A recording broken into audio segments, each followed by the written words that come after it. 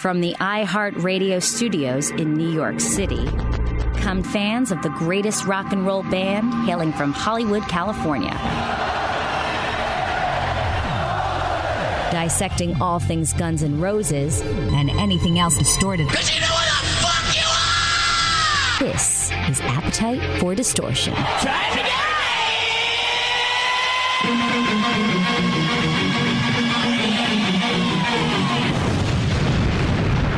And welcome to the podcast, Appetite for Distortion, episode 45. My goodness, 45. My name is Brando. On the line with me now, because he's going to be my co-host slash interview, and I just want you to, because if you hear bells and whistles in the background, it's not because I'm in a quiet studio right now here in Tribeca, but on the line with me, I have Tyler Bryant from, of course, Tyler Bryant and the Shakedown. Where are you calling from, by the way, right now? I'm calling from my home studio in Nashville, Tennessee. Did you just say we were going to do a slash interview? Well, I wish I could do a slash interview. I'm going to do, you'll be my co-host slash like the actual word, not the noun. Oh, okay, I see. Yeah, I know that the word slash means different, something different to us Guns N' Roses fan. I mean like the actual a slash you'll see on a keyboard. Yeah, okay. Not quite as cool. No, I mean, I was lucky enough to interview Slash's son a few episodes ago, 15 years old, but which I thought was crazy, but you got an early start also to being a musician. But no, you're going to be my co-host and interview. How about that? That's There we go. I like it. All right, cool. So what I like to do, Tyler, at the beginning, and you, since you're my co-host, you're my Ed McMahon, you're Baba Booey, you can partake in whatever you want to do, because I call this segment, and I have very stupid sounds like a typical radio show, I guess. Instead of Shotgun Blues, because you know, of course, it's a GNR song, and you being heavily influenced by the blues, I'd like to think maybe that's one of your favorite tunes, I don't know. But because I'm creative, I call this one Shotgun News. News! Yeah, Tyler, get ready. This is what it's going to be. Like I'm a special I love it, man. So, and actually, a lot of the news does involve you, or bands, I should say, you opened up for. But first, I want to thank Roxana Shirazi, my interview last episode 44. Got a lot of great and thought-provoking response from my listeners. In addition to that, I also put out, because I can't always get a rock star on here. I can't always get Tyler Bryant, someone to interview. It doesn't mean you won't have a great story. So I also put out there, Tyler, that any person who has a good story to tell, of course, it has to relate somehow to Guns N' Roses, they can be interviewed by me on this show. And I've done that before. I interviewed this guy from Ireland who's writing a book about his life and GNR, and it's cool. I want to hear more fan stories. So I've been getting a lot of messages from literally around the world. I'm sure a lot of places you've been playing, from people who just want to be interviewed on my little Guns N' Roses podcast. So that's cool. That's awesome. Also, a couple birthdays today. So you're part of like the birthday show, I guess, Tyler. It is first birthday, 59 years young. That being Del James, GNR's road manager. And of course, it's Dell's birthday today. Yeah, it's 59 years young, and of course the inspiration behind November Rain and a lot of classics, and quite a follow on Twitter, very anti-Trump. I enjoy it. And also a birthday today for our bassist, Duff McKagan, is 54 years old today. Can you believe that? I feel like a horrible GNR fan because I don't know any of this. I only know from perusing Twitter. I'm lucky I know my mom's birthday, honestly, and she's not on Facebook. That's how I could tell my friends' birthdays. So I don't know about you. Yeah. Well, happy birthday, Duff. It's so sad.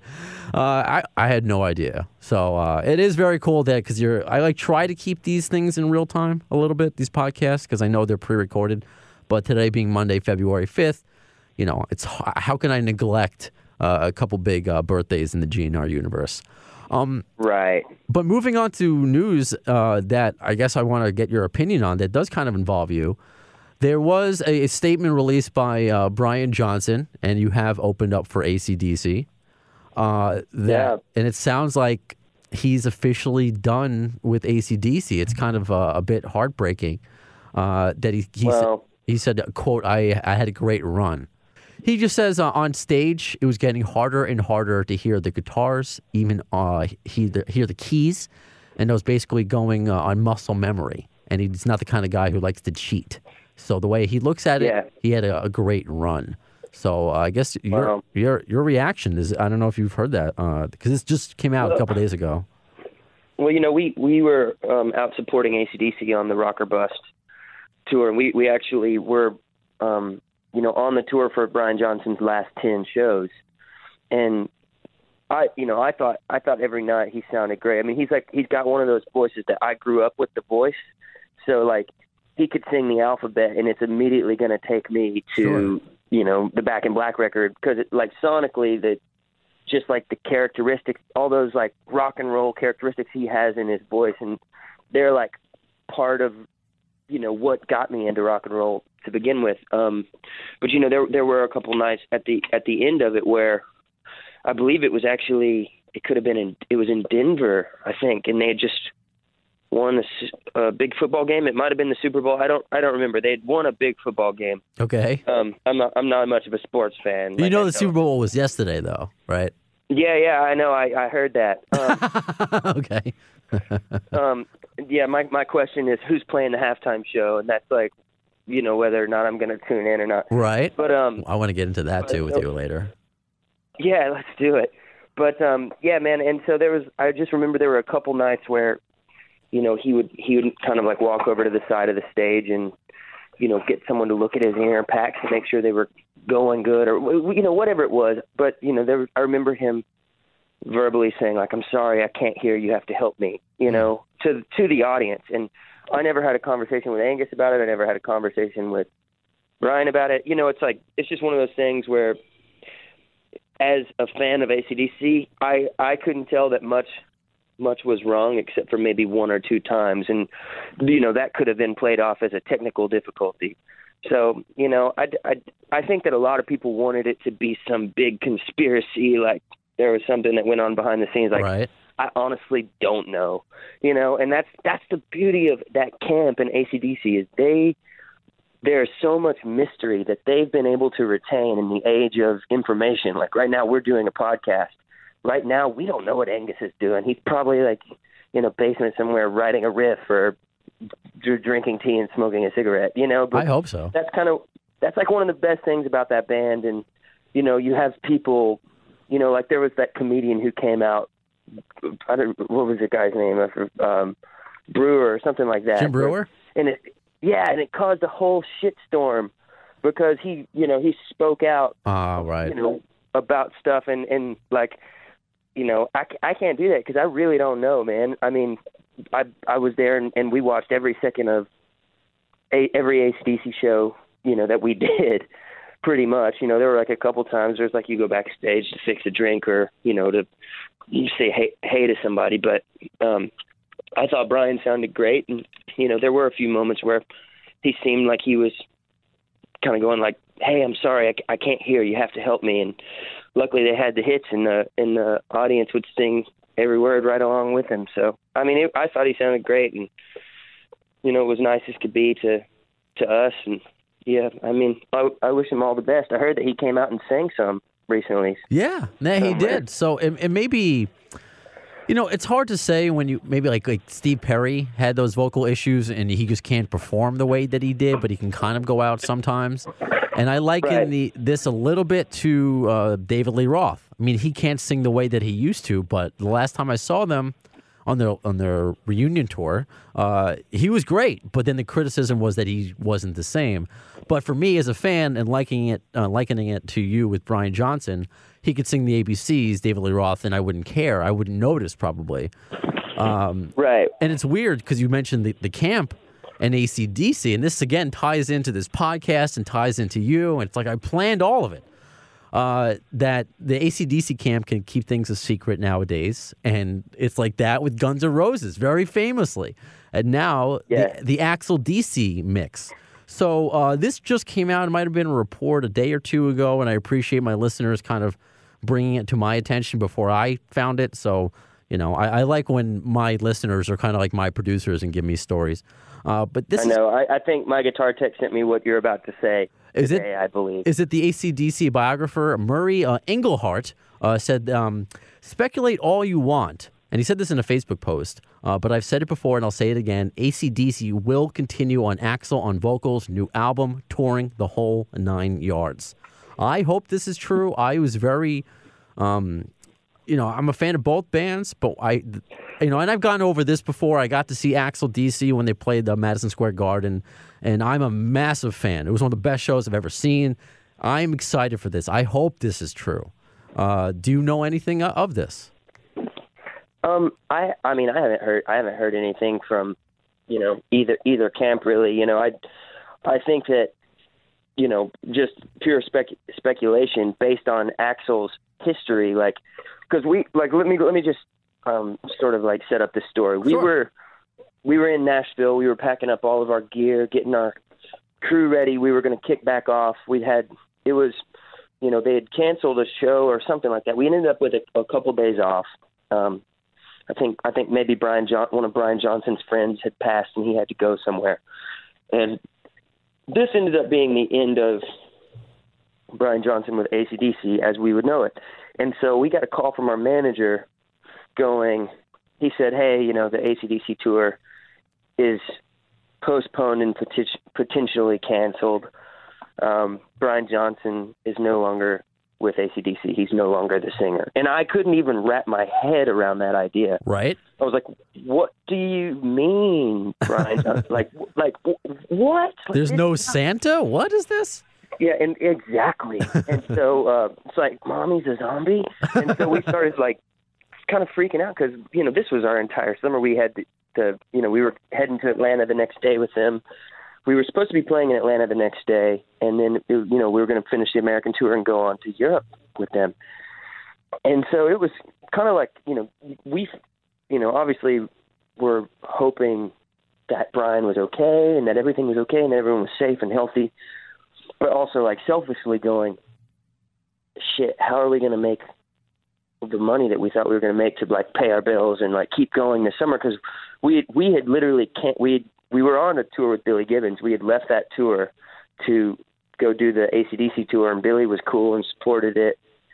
And we had canceled a bunch of festival dates, throughout the year because our year was going to be with AC/DC. So you got to take that chance. You have to take that opportunity. I mean, Billy Gibbons is great. Oh, yeah, and thank God for all these promoters who were like, dude, if you get to play AC/DC, do it, man. But it was too late. All the gigs were booked. All the slots were filled. So we were kind of going, what do we do? We just resume being a band next year, whole thing. And then we couldn't get information out of anybody, man. I don't think the agents were getting info. I don't think, our manager wasn't getting much info. And then, one day it was AC/DC's in Atlanta, and they're trying out singers. And that was the other, what? AC/DC's trying out singers? And then there was the leaked photo of Axl leaving, and right. I just remember immediately calling Caleb, the drummer in the Shakedown, going dude, if Axl Rose does this, he's literally going to have the biggest balls in rock and roll, because that those fans, we were there in Portugal the first night that Axl sang with AC/DC. And that was whenever Axl became familiar with the Shakedown, and the next day we got an email from our agent going, Axl heard you guys, and you need to do some Guns. You're going to do some Guns N' Roses dates. You're going to do it. There wasn't even an option. They even asked you. You're going to do it. Well, it was just it's going to be a possibility if you guys want to do it, which they knew there are a few bands that they say yes to without even talking to us. And obviously, GNR is one of them. So, but we were kind of gauging the crowd, and people were ready to barbecue Axl. And he came out, and he was still in the throne at that point, and he killed it, and he proved that he's got the biggest balls in rock and roll, because the whole world, all the press, everyone was ready to tear him apart. And you know what? Respect for Angus too, to keep going. Because he was in a situation where it was damned if he did, damned if he didn't. Right. Because all those ticket holders would have been frustrated and pissed off if they couldn't have gone to the show, if the show got canceled and was never made up, And so it was just one of those things where I think Angus and Axl came together and kept it going. I mean, just as Brian and Angus did whenever Bon died. Right. So no, exactly. It's sort of like the story of AC/DC. It's, the world needs those riffs. The world needs those songs. And, if who knows what goes on, but I'm just glad that the tour happened, because I watched it, hundreds of thousands, if not, well over 1 million people have a really great time every night because that's, as soon as they came out with Rock or Bust in Portugal, we went, all right, great, tour saved. Axl saved the tour. Angus saved the tour. It's done. It really was something else. It wouldn't surprise me. Yeah, I guess not. Axl doesn't try to solidify his spot in the AC/DC legacy. I can't, I have no idea what they're going to try to do. But it wouldn't surprise me, because he's a bona fide rock star, and he's not scared of going for it, which he's proven to us. Bon Scott asked, who's got the biggest balls of them all? I guess all these years later, it might be Axl Rose. Who would have thought? We've got the biggest balls of them all! Yeah, might be, man. Yeah, I was just, like I said, from a personal standpoint, and I've talked to Axl and just thanked him. I wrote him a little thank you note at the end of the first tour, being like, dude, we literally thought we were so screwed, and you stepped up and saved our summer. So I'm thanking you on behalf of our landlords for stepping up and, taking on this role. Yeah, I get it. I mean, I can't even imagine. And I guess, so we'll end our shotgun news segment here and get into more of the Tyler Bryant news. But since you were involved in some of these AC/DC GNR happenings, I just can't imagine what's going through your mind, let alone how did you even get there? That in itself is such a weird situation. Hey, I'm on this AC/DC tour, but now they're changing singers. It's going to be Axl. That sounds like a weird dream. But there's so many years before that for you. And I mentioned before, when I interviewed London Hudson, he was only 15, a drummer, I believe, / his 13-year-old son, Cash. I think he said, dabbles with the keyboards. I don't think he's taking it seriously. But reading about you, and again, of course, everything on the internet is true. So I want you to clarify these things. Naturally. You got your first guitar at 6. Is that true? Yeah, 6 or 7, something like that. It only had a couple strings on it, but I was obsessed with Elvis, so it was enough for me to carry it around and pretend I was Elvis. So I was working on the persona before I was working on actually playing, Okay. And I had an identity crisis where I believed I was Elvis. I would write Elvis on all my school papers. I dyed my hair black. Well, my mom dyed my hair black, and I would wear a leather jacket to school, and my dad had one of his friends that would pick me up on a Harley, and I would get to ride on the back of a Harley, to school with my leather jacket on. And I was just kind of obsessed with rock and roll and the way that Elvis came across to me, because I saw a video of him in music class whenever schools still had music classes. And that kind of changed everything for me. And I found out that I wasn't Elvis one sad day, and I've kind of spent the rest of my life trying to make Tyler cool. And yeah, man, it just the acoustic guitar led to kind of an obsession with music. I learned a couple tunes, and I remember my parents had bought me a dirt bike for Christmas, and like right after that, I went into a guitar shop and heard this man named Roosevelt Twitty playing, and immediately put the dirt bike up for sale so I could try to put a electric guitar on layaway. And probably one of the better things I ever did. And yeah, just kind of been downhill from there. Downhill. Yeah, that's one way of putting it. So you grew up in Texas. So was it like the influence of your parents that got you into Elvis? Was your dad a big fan of the King, or how did you find music? I guess because that was just in music class. So that's all it was. Okay. Yeah. The music teacher, her name was Renee Witcher, and she had a guitar, and she would occasionally play for the class, and she was big into bluegrass, so we heard some of that. And man, I wish that schools still had that going on, because that was such an eye-opening experience for me to be in school, you know, in those formative years, and to see videos of Elvis and to see videos of B.B. King and stuff like this. And, you know, I didn't know much about blues or rock and roll, but whenever I heard that, that was sort of me getting my feet wet in that world. And, just my parents listened to a lot of country music, if music at all, because they, you know, like I grew up in the South, and my dad's, you know, just a really hardworking guy. My mom's a school teacher, and, you know, does other odd jobs and stuff to make ends meet. So there wasn't really a lot of time for them to play music for me growing up. But once I found it, they were very supportive and in me sort of chasing it, and wouldn't really knock on my door if I was in there studying records, you know, because that became the thing. Was I just would try to get as many records as I could and soak up as much of them as I could. Now, were they records for you? Because one of the things I like to do on this podcast, and, you know, it has that Guns N' Roses nucleus, and just to see where we can go, it's that 6 degrees of Kevin Bacon, GNR Bacon, whatever, that you're 26, right? Are you 26? Yeah, I'm 26. All right, so I'm 34, turned 34 in September.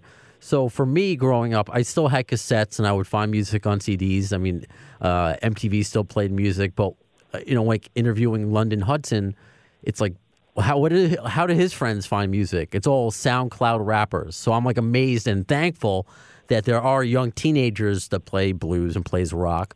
So what was it for you? Did you have an actual vinyl collection, or did you, you know, were you the Napster days? How did you, you know, were you downloading B.B. King and No, man, it was record stores. You know, in I grew up in a small town called Honey Grove, Texas, and I think about probably would be about 24 miles from the Honey Grove, city limit line. There was a record shop called Hastings, which was a chain that I think since has gone out of business. But I would go to Hastings, and they had, you know, an assortment of blues and rock and country and, you know, modern music. I went through a punk rock phase. So, you know, or we'd go to Sherman, Texas. They had a shopping mall there. There was nothing in my town, but in neighboring towns, they had malls and stores and stuff. And, you know, you would try to find a kid who looked like he was over 18, and you give him your lunch money so he could go and buy you a NoFX CD that had the parental advisory logo on it, or, you know, the stuff that I couldn't buy because I was too young. And then I would find these punk rock records, and I would hide them in my mom's Songs for Worship CD covers or something, so she wouldn't see that I was actually listening to Punk and Drublick by NoFX or something like that. Hey, what's wrong with parents today? Exactly, like NoFX said. What's the matter with parents today? Yeah, exactly. So I was getting into punk rock, and because that was something I could relate to with the kids I was growing up with. Okay. And then on the other hand, I met this man named Roosevelt Twitty when I was 11, who was the real deal Texas blues man. And he asked me in Holly Bond Music Store in Paris, Texas, he said, "Do you like the blues?" And I said, "Well, I don't really know what the blues is." But what he was playing was the blues. And I said, "Well, if that's it, then yeah, I like it." And he started, just kind of showing me things. I ran into him again, and that's whenever my mom got his phone number. And he said, if he wants to learn to play, I'll teach him. And he became one of my best friends. And we started a band together called the Blues Buddies, just he and I, and we travel around and play together, and some other cats joined, and we had so much fun traveling around Texas playing blues together. We'd play for 3-4 hours at a time, just traditional blues songs, and he turned me on to Freddie King and Elmore James and Muddy Waters and Lightning Hopkins, and that was a huge game changer for me. So that kind of took me out of rock and roll for a second, and then I kind of learned about rock and roll as it happened, because I learned about the guys that Angus and Slash were listening to before I really dove into GNR, AC/DC, or Jimi Hendrix or Johnny Winter or any of those guys. So, yeah, man, it was just I was in the right place at the right time to meet Mr. Twitty, because it opened up so many doors musically for me. It sounds like it. It sounds like you found your, Mr. Miyagi, or it was some sort of divine rock intervention to lead you down that path. So when did Absolutely. So when did you decide to leave Texas and make this, kind of a career choice for you? Where you're like, hey, this is what's going to happen. I'm not going to be a BMXer. I'm not going to, study, become a dentist. This is what I want to do with my life. I was 17 years old when I decided that I was out, and that's the age you can legally move out in Texas. That you're considered an adult, able to make your own decisions. And I kind of told my parents, like, listen, I was a junior in high school at the time, and I couldn't imagine going to school for another year. I had one credit left to get, and I was like, I have to go to Nashville. I have to start a band. I can't wait. I know what I'm meant to do. I have to do it. And I just told my parents, I said, hey, listen, I'm never going to ask you for money. I don't want any help. I don't want anything from you except for you to just support me. I'm going to drop out of high school, and I'm moving to Nashville next week. And I'd put together on a dry erase board or something like that, this is what I'm going to do to make money. And if I can I have this much money saved up from doing concerts around Texas with the blues band. And it's like, so this is enough to sustain me for a little bit, and I'll figure it out, and I'm going to do it. And so you put on like a presentation for them, kind of like a board? Yeah, pretty much. Just because I had my mind made up that I was going to do it, but my parents have always been so supportive that I didn't want to just turn my back on them. And, I wanted them to be behind me, because that would be a long 10-hour drive, knowing that the people who've sort of supported you were hurt. Sure. And my mom's a school teacher too, so dropping out of school probably wasn't the best look. Yeah, did she, when you first said that, did she die a little inside, or did she force a smile? Probably. Okay. But so what I did was I found a way to enroll in an online course. Oh. Through this university to get my last credit. And I didn't go to school one day my senior year, and I moved to Nashville and started the Shakedown.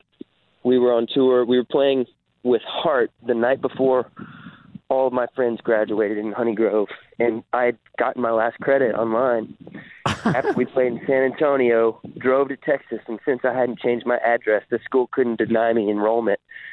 So I enrolled in high school and graduated. Didn't go to school one day my senior year. I think you made every high school student jealous with that story, and I think people need to realize that the Tyler Bryant story is, doesn't happen often. I mean, that's pretty. To play with Heart while everyone else is graduating, yeah, you kind of made the right decision. I'm sure at that moment. I mean, you may have known it before, but I mean, that's insane to me. Like, how did you? The worst grade I ever made in school was in high school band, because I kept missing marching band games because I was out playing gigs. And the one that flunked me was opening for Paul Simon. And I don't think that the principal or the band director believed that it was actually what I was doing. Well, I mean, who would? I mean, what 20-year-old is doing these gigs? No, that's yeah. How did that's? I guess unless I'm missing a step, I want to know how you got to that step, because you could be touring with Twitty, playing all these blues gigs and making a nice resume for yourself, I guess. But how do you make that leap to be playing with the big boys and meeting them? Was it his connections? Did people see you? Like, how did that happen? We had a few people that saw us around the Dallas area that would make calls, and I had a fake email address too, and I would reach out to people posing as a manager, because that would be the professional thing if you had a manager. Sure. And so got an email or got an interview with the Dallas Morning News, after calling the House of Blues box office so many times that they finally let me talk to a booking agent. And so I finally talked to this agent. I was like, I have a CD and I want to open up for Dickie Betts when he comes to town. And he's like, oh my God, kid, you can't just call the box office until you get to talk to me. It's not how this works. And I was like, but I have a band, and we'd be the perfect band to open. And it was as simple as that. And so the guy it never is, though, but it is for you. I'm sorry, I can't. This is just too much. It's not, but that's whenever young kids are like, how did you get where you are? Right. You literally have to sell yourself. You have to hustle. You have to play every crappy gig to nobody and make the two people that are there believe that you're the shit, Mm-hmm. And, and you have to start out believing that. And that's what, I would just call and try my hardest to sell myself to these guys, or or I'm managing this kid who's blah, blah, blah. And because then you can actually like talk yourself up, and it doesn't sound like you have no one's going to take you seriously. Like, hey man, like I'm a hot shot. Let me open for like get out of here, kid. You know? So, but this guy took a shot on me, let me open for Dickie Betts. So I got in touch with the Dallas Morning News and said, hey, I got a gig coming up. It's going to be my first big gig, opening for Dickie Betts of the Allman Brothers, and you guys should come do a story. And so they did. And they did a video and they put it on YouTube. And the producer of Seinfeld and Will and Grace, this guy Tim Kaiser, saw it, and he was producing this film called Rock Prophecies, and so he figured he would put me in that film, and that film opened some doors, and you know. Kind of just, it's like one opportunity sort of snowballed into another. I became friends with the booking agent there at the House of Blues. And so when B.B. King would come to town, it'd be like, hey, Tyler, do you want to open for B.B.? Yes, I do. When Etta James came to town, Tyler, do you want to open for Etta? Yes, I do. When the Archangels would play, when, you know, Blues Travel, it's like all these bands. So I was getting to kind of, you know, see how these professionals would work. And, so, you know, I think still to this day, that's what I'm doing. It's like, it's just kind of snowballed, and we've gotten to share the stage with so many of our heroes, and we're still, you know, just working as hard as we can, playing as many shows a year as we can, writing as much as we can, and just trying to keep the childlike enthusiasm alive, which isn't very hard when you're surrounded by people you admire, right. You know, but just to stay inspired and appreciative of the music that like excited me as a kid. That's what I'm about. It's like I like whenever AC/DC would kick off, it's like, yes, I remember this. Like whenever I first heard Hell's Bells, you know, like dancing around with my friend Hunter with guitars on and putting devil horns up on our head, being like, we are rock gods, you know.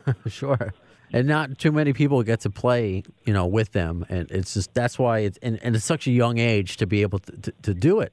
I mean, you're obviously, you know, you could have all the skills you want and sell yourself, but the time when it comes to really sell yourself is on stage.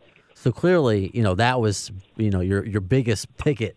You know, you just kind of had to nudge people in the right direction or just, you know, wave your hand and say, hey, notice me first. But I got to ask about, because one of my favorites ever, obviously, you know, GNR, I have a podcast about it, but B.B. King, and there are plenty of ties with Slash. You know, I was lucky enough to have seen him on his 2002 tour, 2012 tour here on Long Island, and just, you know, I'm just I'm very appreciative that I got to see him before he passed away. I can't imagine what it was like to actually, you know, to meet with him and to open for him. So, any cool B.B. King stories? Yeah. Well, I mean, the first time I saw him, I believe I might have just been, I was either about to turn 16 or had just turned 16, because I can't remember I don't think I was legally supposed to be driving yet, but my mom let me borrow her car, and I drove 2 hours to see B.B. King in Grand Prairie, Texas. And it was like, you know, I remember like he walked out on stage and I had this big emotional moment, and I was like, wait a second, am I crying right now? Because you know, I had listened to his records so much, and to see him and to when he hit the first like three notes, kind of the signature B.B. King notes, it just freaked me out. It's like, this is real, man. Like, that's a real human making that sound. And my friend Donnie Nelson, who was one of those guys I was saying that kind of helped me out and opened up some opportunities for me as a kid. He's involved. He's the general manager of the Dallas Mavericks basketball team. Oh, so he knows a lot of people in the Dallas Fort Worth area and all over the world, really. But he said, hey, you know, like, let's get you back there tonight. You need to meet B.B. King. And I remember it was the day before school was starting too, and so I was, you know, 2.5 hours away from home, and after a show, and I was like, I gotta get up so early tomorrow morning to go to school. I went back. We got back and went on BB's bus, and I went back to the back lounge, and he was sitting there, and I think he was having dinner, and he said, "Oh, you're a guitar player, are you?" And I said, "Yeah, I am." And he's like, "Well, I want to hear you play." And I said, "Well, I brought you a CD, and I signed it, and, you know, thank you for your music. You're such an inspiration." And, you know, just like a little thank you to him. And he said, come here. And he held my hands and he said, I want you to get high on music and women, no drugs. And that's my B.B. King story, man. He got to hold his hands as he gave me some brilliant advice that I have followed to this day. That's pretty good advice. I think that needs to be a bumper sticker. If you ever run for president, that's your, Make America Great Again slogan, I guess. I want you to get a high on music and women. Yeah, pretty good one. I know, I love it. And Slash was the one who introduced me to B.B. King. So kind of just like you, I had to work backwards a little bit and discovering the blues that way and wondering why I liked Guns N' Roses more than other hard rock bands. It was that blues influence. Then, of course, learning more about B.B. King and just Muddy Waters and all these. And that's where I feel like maybe my heart goes to first. And it is very cool to hear you talk about the punk rock stuff because me as well. Kind of the same thing with No Effects and that era of punk rock, which is also seems to be dead now. Which I don't know why. I guess punk rock now. What is it? 5 seconds to summer. That's what's considered punk rock now. Oh, I don't think so. Yeah. I don't know if that's considered punk. There's something way wrong. Yeah. No offense to those guys, they have their place, but that's not punk rock. Man. Yeah. No, I know. It's. I think the waters have been muddied to kind of borrow a name and get creative with it. Or someone dumped Kool-Aid in the water or something. Yeah, something like that. So, did you have, I guess, a big break? Would you consider any? Because these are all big. These are all big breaks. But when do you think you got your name, Tyler Bryant, and Shakedown out there, and got to be? I know we touched on it a little bit, opening for AC/DC and GNR at the beginning. But, I want to get more into how those gigs arise. But when did you say, oh, wow, people are going to know my name. People know who I am now. Well, I think when I moved to Nashville, I kind of, I really started just throwing myself out there and trying to take as many gigs as I could. And one of the big breaks for me was getting an opening slot on Jeff Beck's Emotion and Commotion tour. And this was actually, the Shakedown was going, and we just released a record called Wild Child. It was our first full-length album, and Jeff was looking for an acoustic opener, so I had to, basically, I went and got an acoustic guitar and figured out how to do a solo set to go out and open for Jeff. And that was, because those shows were in theaters, and so it's a very, for a big show, it's still fairly intimate when there's 2,000 people, but they can all see your face and you can relate to them. And so, when I was playing these acoustic sets, it felt like I could relate to a lot of those fans because it was a Jeff Beck tour. We all listened to the same music, and so I think I gained a lot of momentum from doing that. And Jeff would have me out to jam with his band every night. I would go out and do the encore with him, which for me, Jeff was one of my biggest heroes and influences growing up, so that was so rewarding and probably still to this day one of my favorite things I've ever gotten to do. But that kind of led to then a tour with Jeff Beck and ZZ Top, because Jeff and I had a good relationship that he recommended me for that tour, and so that led to ZZ Top dates, which led to Billy Gibbons dates, and a bunch of different bands in between too, but. It was, I guess. Is there, I read that there, and this is just, I never thought I would even mention this band's name on this podcast, and I'm pretty, I'll go anywhere. I'll talk about Mozart to Gaga to whatever, but Smash Mouth, were they involved kind of getting you? No, we did, I'll tell you what, we did the weirdest gig of all time. Okay. It was really fun. I don't even know how that, people bring that up all the time. What was it like playing with Smash Mouth? Well, I heard you were, discovered there by someone. It wasn't just, playing with them. I'm not going to be the cheesy, Smash Mouth, haha. No, you want to know where we played? Yeah. We played a Boy Scout convention with Smash Mouth. That's kind of, I don't know what else to say, but that's kind of weird. Yeah, we played a Boy Scout convention. And it was in Pennsylvania, I believe, and it was 13,000 Boy Scouts in a big field. It was badass, I thought. I mean, we had fun. It was at the time we'd never played to that many people before, but it was like a sea of khaki. Yeah, like at an AC/DC show, it's like a sea of devil horns. At a Boy Scout show, it's like a sea of totem poles. That's so. It was, I'm glad you had fun, but that just sounds so weird.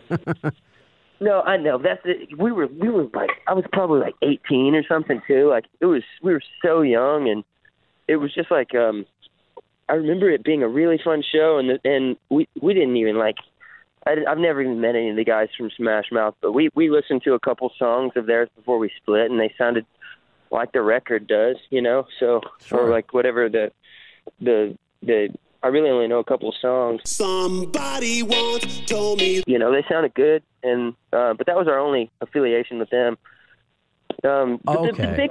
The biggest break we got, honestly, was the AC/DC tour. That was sort of the first time that, I've lived in Nashville for so long, and I still take meetings here, and people are like, "So where do you live?"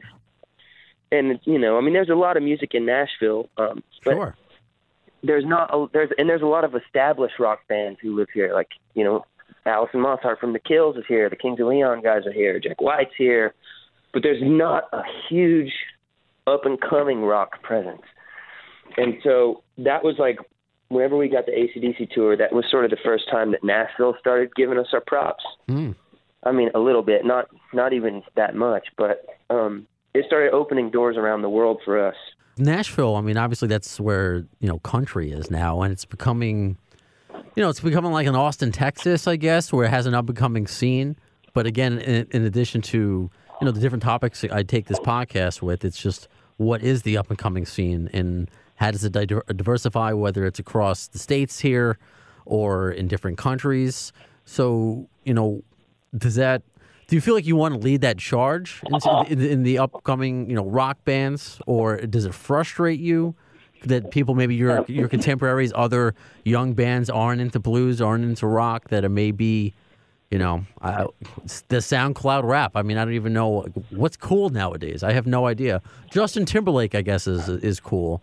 And I guess that was. He's cool. He's really good. He is good, but I was insanely. I mean, I wasn't bitter just because I'm a Giants fan, and that game I didn't care who won. But right. I was just bored at halftime. Like, I would have been happy with it. I didn't see it. Oh, okay. I mean, there was no NSYNC reunion. I would have been okay with that, but it was. I just kept thinking, this over Guns N' Roses. I can't imagine what a GNR reunion would do. It'd be so sick at halftime. I just can't even imagine. Do you remember what it was like, that first AC/DC show? Because I mean, you already had played with a bunch of big acts, Jeff Beck and B.B. King. Do you ever get nervous? Because you seem to be going along with the flow, and these wonderful things keep happening. So I guess that was 2 years ago now, and that year started out in January. We played our first stadium gig as Chris Cornell's backing band. Right. And so that was a thing where, that's a whole other long story. Like Graham and I got invited to play in Los Angeles for Jimmy Page's photo book release party. And so we played a Zeppelin Yardbirds medley for Jimmy Page and some of his closest friends. And so we're sitting in front of Jimmy Page, Ringo Starr, Chris Cornell, Joe Perry, Billy Gibbons, Kirk Hammett, like all of our heroes. Like, wow. I was talking about nervous. Like, I started to play, and we're playing Zepp songs for Page.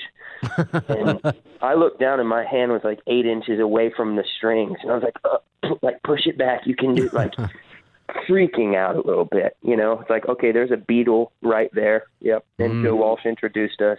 So that was pretty full on. Okay. I just want to see how human you are, because everything seems to be so gravy. But yeah, I can't. No, dude, no. I mean, we have our moments. We're I'm teasing. Those are the situations that are very humbling, and it reminds you that you're not made of steel. Mm-hmm. But that's when Chris Cornell heard Graham and I play, and he had written a song for this movie called 13 Hours: The Secret Soldiers of Benghazi, and was playing at the premiere at AT&T Stadium in Dallas, Texas. And I guess it's Arlington, something like that. But he reached out to us about coming to be his band. So we went and we did Hunger Strike by Temple of the Dog, and I got to sing the Eddie Vedder part with Cornell, and we rehearsed in this little locker room in Texas Stadium, and that was a very nerve-wracking thing for me because I'm singing with one of my favorite voices, and it's in a room smaller than the bedroom where I grew up. That kind of thing, like that was just pretty full on. But that was sort of one of the turning points for me where I kind of said, like, okay, anything is possible. Like if we're getting to play with Chris Cornell in a stadium, we can do anything. And then, like, not a week later, we got invited to join Billy Gibbons' solo tour, and before that tour was even over, that's when our manager called. We were somewhere in Florida, I believe, and he goes, "Hey, in 3 days, you're going to be playing with AC/DC, or 3 or 4 days, something like that." And he said, and it's basically an audition. If Angus likes you, then you'll get the rest of the American tour. If he doesn't like you, then you go home. So no pressure. Yeah.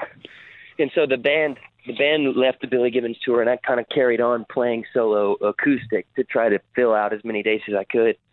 Meanwhile, they're going to Nashville. They bought a new, the van we'd been touring in was broken down and, pretty shitty. So they went and bought a van, had to get it registered, get new brakes on it, do, whatever, all that stuff. Get road cases for all our amps, rent bigger amps, because we'd been playing acoustic opening for Billy Gibbons, so we didn't even rehearse. So they're doing all this stuff, having to put a crew together. You can't go and start 3 arena shows without even a tour manager or a guitar tech. You wouldn't like not to think so, no. And so, because we were out touring acoustic, which you don't need a crew for that. You're walking in with guitars and maybe an amp, sure. And so it was really. The first AC/DC show, the band had driven 46 hours without stopping. Meanwhile, I'm in a rental car following around the Billy Gibbons tour, playing an acoustic set while these guys are driving through Snoqualmie Pass. They have so many stories about, just sliding and feeling like they were going to wreck. On the highway to Frozen. Jeez. And our first show was at the Tacoma Dome, and that was the first time we had played electric in 3 months as our audition for Angus. Unreal. That's you can't make that stuff up. No, I know. And then someone from their team came back and said, "Yeah, well, we'll be seeing a lot more of you guys." and then someone else goes, "Shh, that's not decided yet." And so they kind of let us know that we were still hanging out in the balance. Oh, geez. What was it like? Was Angus maybe perhaps in the balcony and kind of like in Gladiator, and he has the thumb, and you don't know if it's going to go up or down? My name is Maximus Decimus Meridius. Yeah, exactly. To decide the fate. I really didn't know how it was going to work, and they didn't even tell us after the third show, because I ran into someone on the team, and I was like, "Have you, like a tour manager or someone said, have you heard anything? Like, do we go on?" He's like, "No, I haven't heard anything." And then someone goes, "Well, I think we ordered a drum riser for you guys." And I said, "Well, that's a good sign." But I mean, you talk about like something that will keep you awake at night. Like going, does Angus Young think we're the worst band ever? Are they looking for a new band?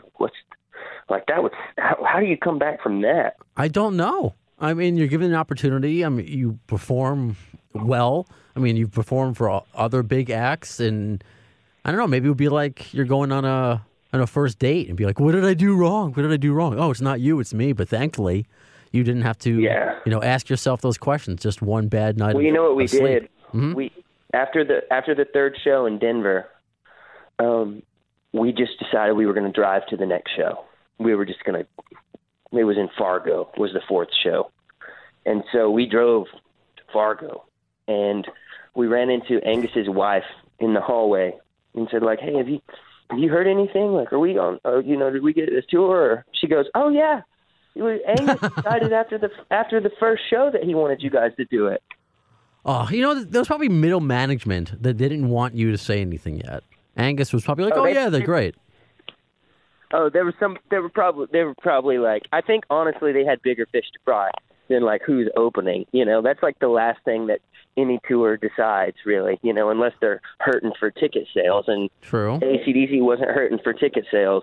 No, but you were in emotional turmoil. Why would you want their little Tyler to be restless at night? But tell me about it. Yeah, I called my girlfriend and I said, hey, I want you to fly out to Denver to see us with AC/DC in case we never get to play with AC/DC again. And so she came out and basically saw me just like pacing around a hotel room, going like, are we going to get this tour? Unreal.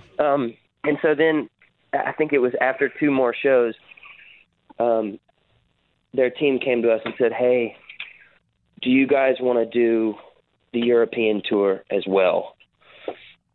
We should warn you that you may get stuff thrown at you and you could potentially get booed off the stage because the European fans can be very intense.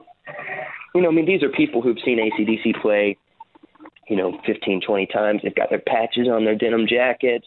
Mm-hmm. You know what I mean? Like it's just like they've created a culture. And so you do have to be careful when you're walking into a situation where you are essentially the plastic wrap on the album that people have been camped outside of the record store to get on release day. Yeah. And so we said, you know what? We've always wanted to tour in Europe. We've never had the opportunity. We will do it. We will take the chance. If they boo us, they can boo for our entire set. We will not walk off stage. And the first night in Portugal, the crowd was chanting, play, just play, just play, just play. And they were standing in the rain, and everyone was anticipating Axl. And we went out and had one of the best shows of our lives. And that whole tour was just, it was mind-blowing. I still can't believe it happened. That's what I liked when any of this stuff. I can't believe it has happened, and you're living the life. So because I know I talked about briefly before when you had no idea if the tour was going to be canceled, and then you found out, like the rest of us, I guess, on TMZ about those leaked photos of Axl and AC/DC possibly rehearsing together. So right. When you officially knew and you found out, it's like, okay, this tour is going to continue with Axl Rose, Axl DC. Did you meet? Did you know any of the GNR guys beforehand, or did you meet them? Like, when did you come cross paths with any of the guys in the band, let alone Axl? No, man, I'd never met anyone. Graham, the other guitarist in our band, he kind of knew Slash a little bit because Graham's father is Brad Whitford of Aerosmith. Right. So, which also, I'm just going to go ahead and throw this out there, had absolutely nothing to do with us getting AC/DC or GNR. That's something that a lot of people assume. Like, I even talked to a friend the other day who said, how much did you guys have to pay to get on the AC/DC tour? And it's like, dude, we've been touring in a van for 9 years. Like, what do you think we have to pay? Monopoly money? Like, right. Those guys were kind enough to pay us to do. We would have done it for nothing. We would have done it for McDonald's gift cards, man. But so Graham he had met Slash before just because, Slash and his dad are pals. Yeah, networking, And I was lucky enough to see Whitford St. Holmes a few years ago, which is a nice little tour. Oh, cool. Right on. Yeah.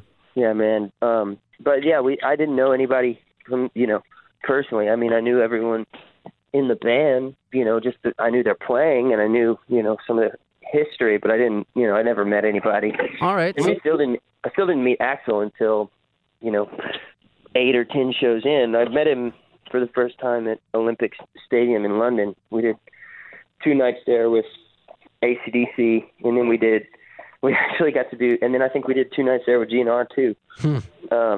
But we met Axl there, and that's when he was like, so, like, you guys want to come do some dates with my band? And then we did our first show with GNR in Cincinnati.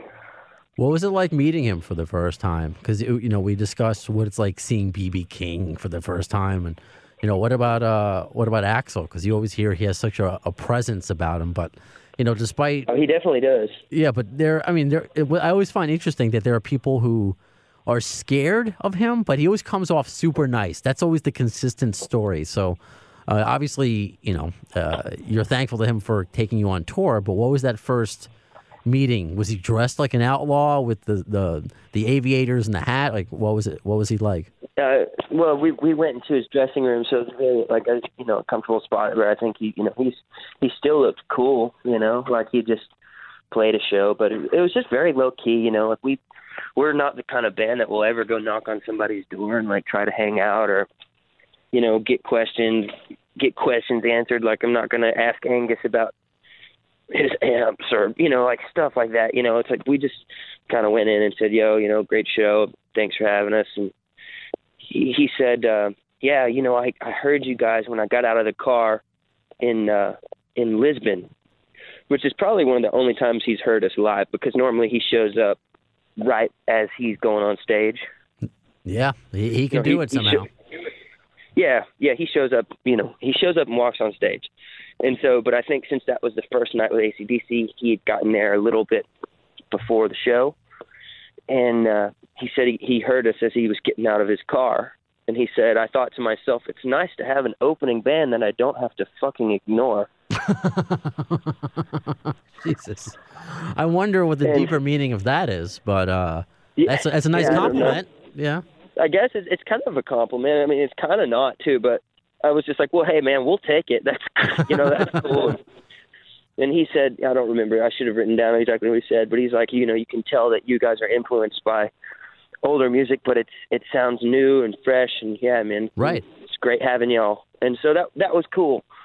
You know, and it's the same thing that kind of with Angus, where he was like, yeah, you know, you guys remind me kind of Free, and, you know, but it's different. And, you know, it was just cool, you know, that those guys that they took the time to listen to it and kind of showed us that, you know, that they had taken the time and gave us a little bit of respect when they didn't have to. And man, I mean, that means so much. I can't even imagine. It's just so funny. Now I was visualizing Axl just getting out of, I don't know, a limo or an Escalade or whatever, and he just hears you getting out of his car. And that was enough for him. But he has that kind of ear. You know, a few episodes. He's also got a great group of people around him, sure, too. You know, that like he kind of travels with his family, essentially. And yes.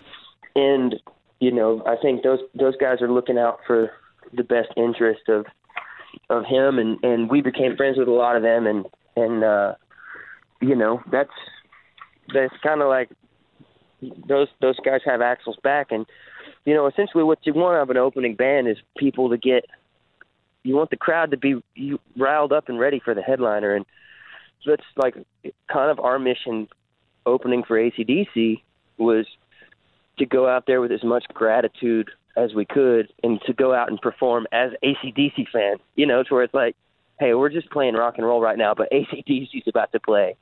And that's like, we would talk to Angus every now and then, and he'd be like, you really had them roaring tonight.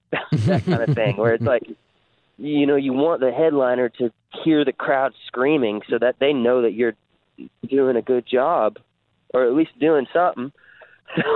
Oh yeah, absolutely. I want to get to a couple of fan questions, because I was kind of overwhelmed about the response when I announced that you were coming on, and you know, I think you obviously earned a lot of new fans being on those AC/DC and GNR tours. So Jan from Germany wants to know your favorite AC/DC and GNR album. Oh man, Back in Black's my favorite AC/DC album, just because it was my, you know, that was my first one that I heard. Those were the first riffs that I ever heard of AC/DC.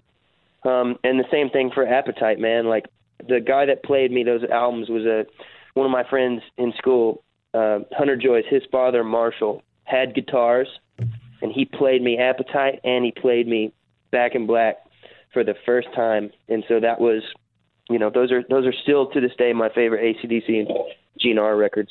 Right on. You can't argue much with those. So since you've opened for AC/DC, Axl DC, I know that's not the official name, but that's, you know, it's fun to say. And then, of course, Guns N' Roses. Was there any difference between, I guess, those three tours, I guess? I don't know if you can say. I know AC/DC was technically the same tour, but was there anything different for you? Did you get any warning, maybe perhaps for opening for GNR, like you did for AC/DC, since that was a reunion for them, and, you know, fans are rabid, how they can react to you? So, yeah, I know there's a couple questions in there, but I'll let you take it from there. Yeah, I mean, they're very different. We didn't really get any warning about GNR was just, GNR treated us great, man. I mean, like, our first show we did with them, we had like 50 comp tickets, so we invited a bunch of our friends and family members down from Nashville to come watch us in Cincinnati. And the thing is, like, what I learned pretty quickly is, like, the GNR backstage vibe is way different than the AC/DC vibe, which is, like, the AC/DC vibe is you're rarely going to see anybody. And it's just super quiet backstage, and the GNR vibe has more of a, you know, I mean, they're known for their backstage parties. You know, obviously, like, everyone has their own green room, and but it was, I think that we kind of went into it just kind of, like, I remember Gio, one of the head security guys, like, getting on to one of my buddy he was, like, taking a picture of one of us backstage. He's like, "Hey, no cameras, man." That kind of thing. We were like, "Oh, we have to walk on eggshells a little bit more here." You know, and then now it's like, you know, it was a lot of the same crew. That's the thing, is it didn't even feel like we were on a different tour, aside from the fact that there were just a lot more dressing rooms. You know, each band member pretty much has their own green room on the Guns tour, and AC/DC, it's like, there's AC/DC's green room. You know, it's like, there's AC/DC's green room, and then there's Axl's green room. Okay, where's ours? You know, that kind of thing. Right on. So it's just a different vibe, but the crew is pretty much the same. So, you know, once we kind of met the few people that we didn't know, it was smooth sailing. Incredible. So what's the, you know, now that you've gotten so much exposure and you're still so young in your career, even though you've been doing it for forever, I guess I feel the same way. Yeah, I said I'm 34 before. I've been in radio for 15 years, but I'm still getting, you know, 50-year-old radio guys like, "Hey, you're a baby." You know, I find gray hairs in my beard. You know, you've been playing, you know, like you said, I mean, maybe not for real since you were 6, but you've been playing since you were 6. What's the end goal, or are you already living it? I mean, I also was getting questions like, well, how come they're not on a headlining tour yet? Many of my fans feel that you have already earned that slot to be on one. Well, we just did our first headlining tour across Europe, actually. Which was really fun. You know, I mean, we went back and hit a lot of the markets that we hit with, you know, AC/DC and GNR, like, you know, and it was pretty cool to play. We played some sold out shows. We played a sold out show in London, and, you know, a couple in France, and, you know, just random spots. And we're planning on going back for more headlining dates in Europe this year, as well as in America and South America. Awesome, because this is all in support of your new album, which just came out just a few months ago, right? Yeah. And so we've kind of been taking the first couple months of this year, because we're going out on the road in March with a band called Blackberry Smoke. Sure. Yeah. Kind of around America. But we've already been writing and recording new material, because our plan is to go ahead and just get on the road and start, you know, I mean, we've done, you know, 150 to, you know, 250-ish dates for the last 2 years per year. So, like, once we kind of get on the road, we pretty much stay there. So we've just kind of been working on new music to have some bullets in the chamber, so we can just keep firing once we get going. They'll already be working on new music when you guys put it out, which is amazing. I mean, you're probably like that, though. That's probably the creative process. Like, it never ends. Well, I mean, I moved to Nashville to be a songwriter, so, you know, I did, you know, publishing deals to sustain myself, so I wouldn't have to get a 9-to-5 job. And you and me both. You know, like that. Yeah, and so I still write for other artists when I'm home and do production stuff. And, you know, like the last Shakedown record, you know, I'd say 95% of it was recorded in my house, you know, in my home studio. And so that's just kind of a thing where it's like an alcoholic living in a bar, you know? Yeah, that's a fair analogy. Yeah. No, I get it. And that's cool. I mean, more to look forward to from you and the Shakedown.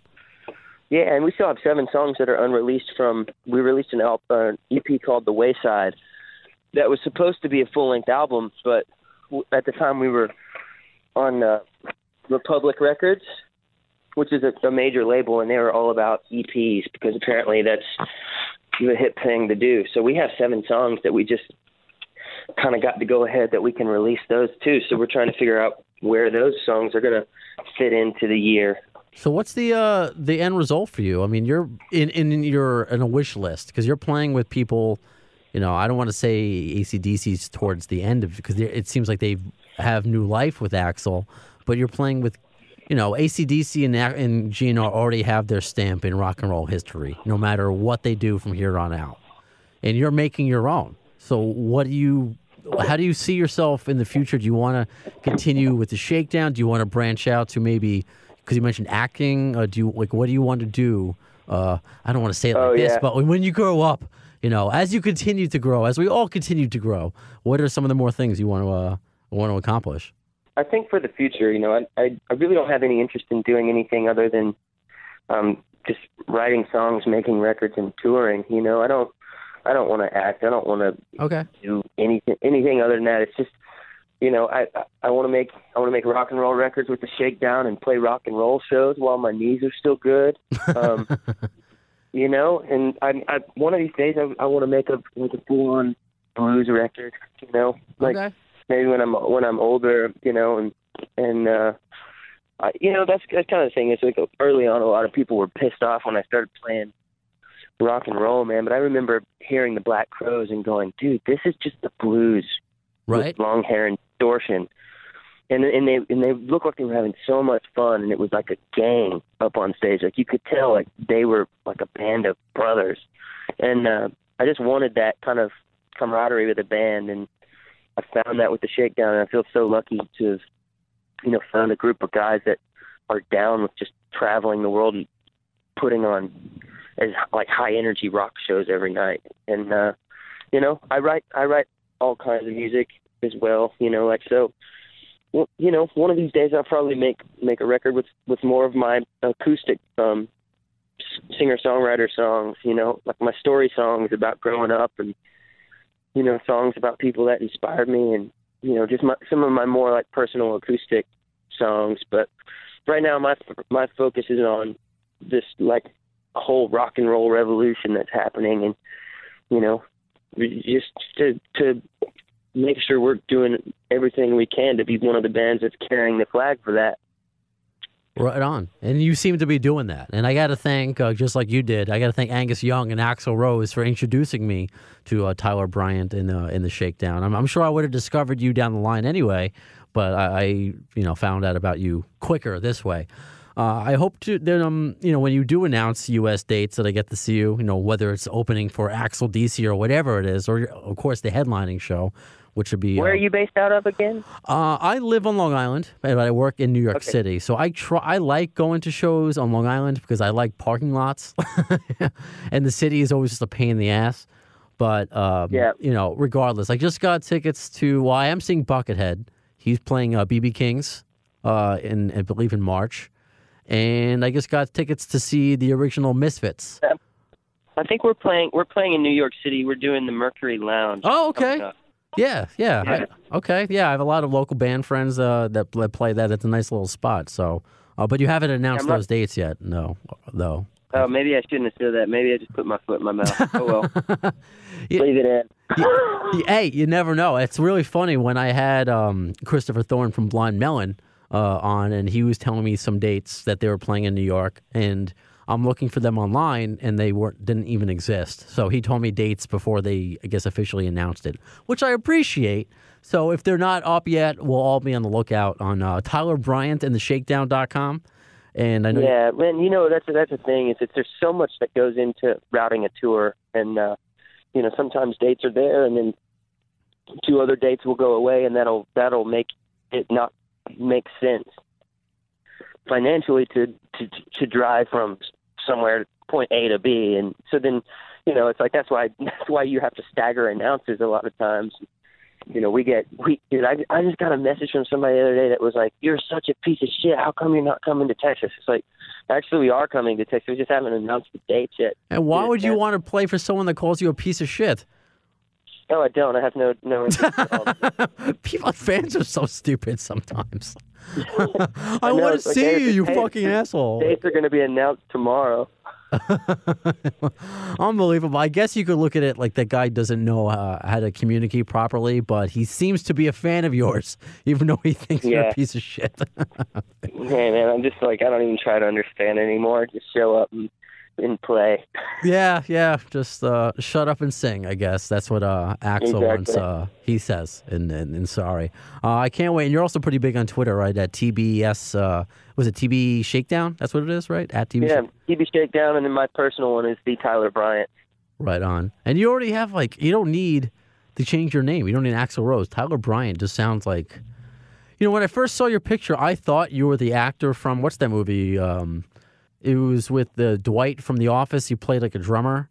Oh, I don't know. I don't know if I think it was called The Rock Star or The Drummer or whatever. But of course, take this as a sign of respect. The dreamy lead singer was the love interest of Emma Stone, and so you kind of look like him a little bit. And I thought that was. Oh my God. Hey, you can get Emma Stone according to my imagination. So good for you, I guess. Right on. See, I always end my interviews very awkward, so that's just kind of my deal. See, I just turn on the mic and just start. Whatever happens, just like you kind of do it. It's like me getting on stage without a guitar. Yeah. Sometimes it's like, I'm just like awkward and weird about it. I'm like, wait a minute, okay, I know how to do this. Just do it, So now I've just learned to embrace my awkwardness and sell that. So that's what I'm doing. Like you're selling Tyler Bryant, I'm selling the weird, awkward Brando. So that's what's... Love it. Awesome. Tyler, I mean, this was a pleasure. I'm so happy to, quote unquote, meet you. If you're ever, in New York City and you have time, I would love for you to come down to the studio and meet you. Otherwise, I hope to actually, to see you out on the road. I want to see you guys live. I'm a huge fan now. Yeah, man, come to a Shakedown show sometime, and you got to check out the new record, and onwards and upwards. Hopefully, more GNR to come. I know they're going on tour, so who knows? Maybe the Shakedown will end up on some more. I would totally be down for that. I saw last time there was no opener, and Lenny Kravitz was the one a couple summers ago, which is great. So I mean, that's always a point with GNR fans, especially in this. Not in this Lifetime tour, this legendary tour that you are now forever a part of. All the unique picks to be opening acts, and it's very cool what they're doing. And I think the fan base, the GNR fan base, is looking at in these opening acts as no one willy-nilly. Like these are handpicked by Axl and the guys. We got to pay attention. We want to go see them in addition to our heroes. So it is very cool. Yeah. And like I said, they introduced. Me to you and a lot of people who reached out to me when I announced that you were coming on. The same thing. That's awesome. Yeah, so it is pretty cool. And if you need anything else, you're always welcome back. If you want to talk about the blues or anything else, doesn't always have to be GNR or Axl or AC/DC related. My universe. Oh yeah, man. Appreciates. I love talking about that stuff, man, because I'm just such a fan. It's like.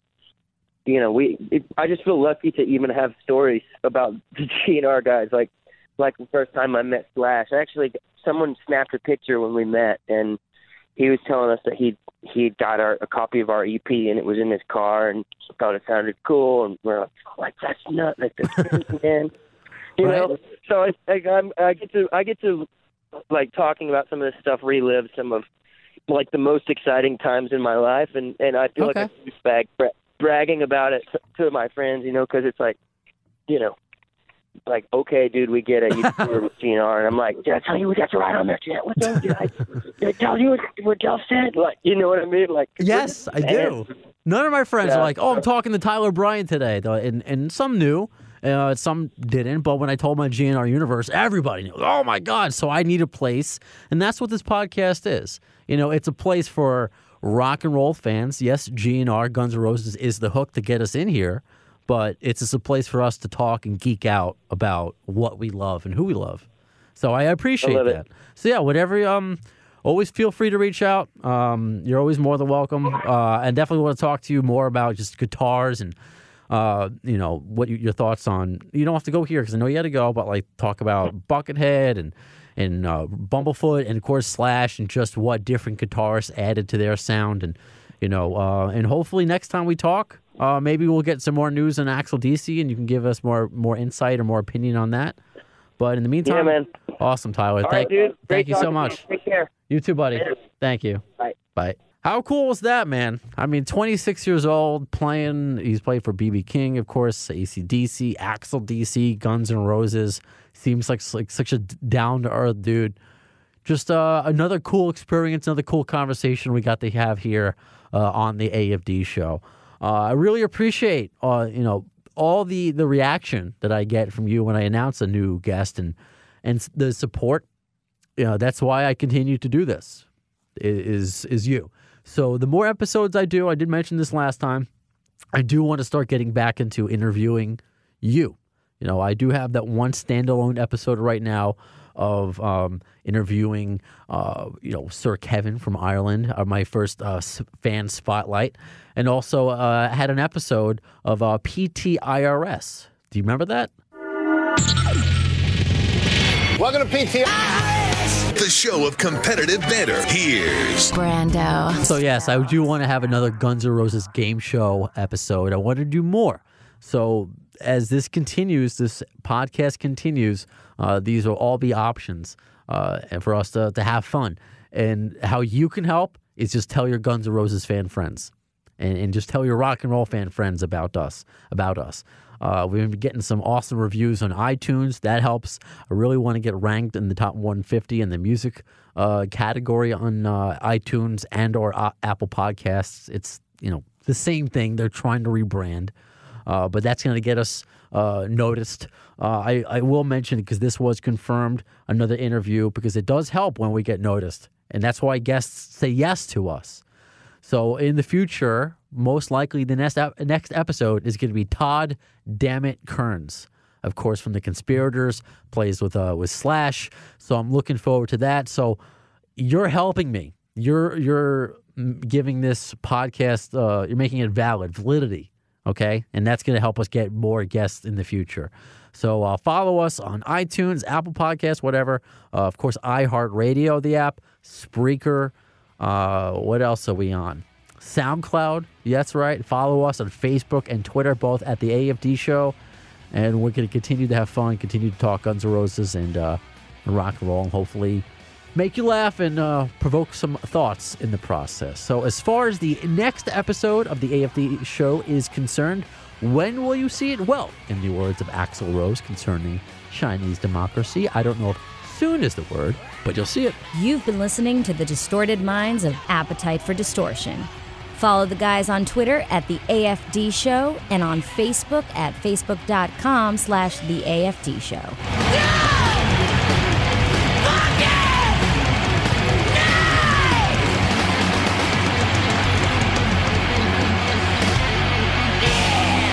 Thanks to the lame ass security, I'm going home. Home.